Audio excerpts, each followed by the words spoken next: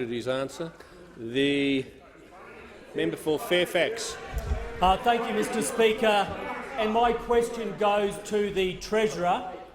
Will the Treasurer please— Member for Fairfax resume his seat. The member for Isaacs and the Minister for Home Affairs will cease their interchange. I can't hear the question.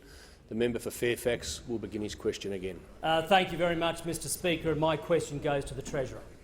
Will the Treasurer please update the House on how the Morrison government is maintaining the resilience of the Australian economy in the face of some challenging economic circumstances, and also is the Treasurer aware of any alternative approaches which may undermine the strength of our economy? The Treasurer.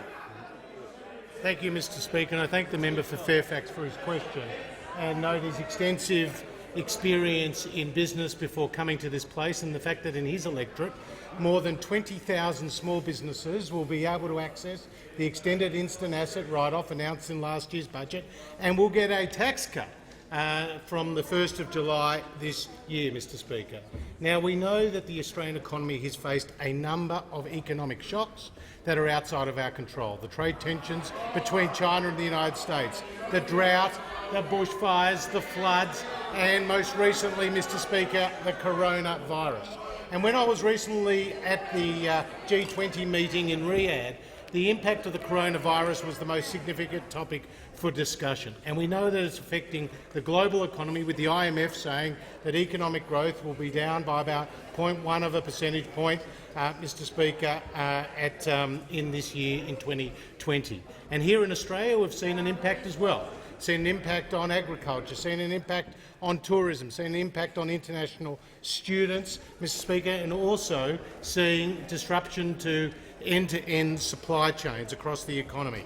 But, Mr Speaker, our economy is resilient.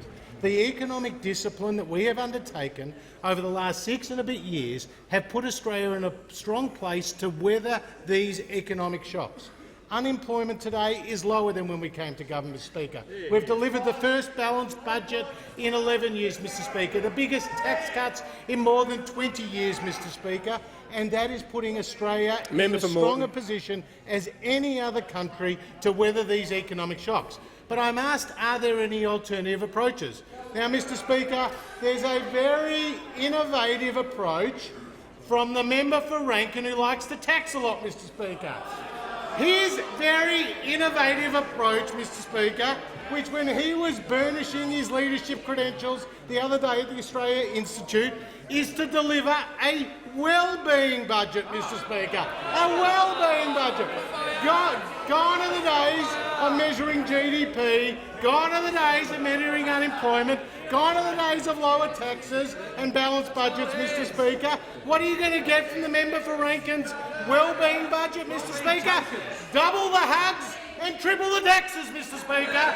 Double the hugs and triple the taxes, Mr Speaker. Now, when Labor hasn't delivered a balanced budget since 1989, when the Berlin Wall was still standing, of course they're going to look for something else to measure, Mr Speaker. And we know the member for Rankin was co-architect with the member for McMahon in $387 billion of high taxes. Only the coalition could be trusted to create a stronger economy and more jobs.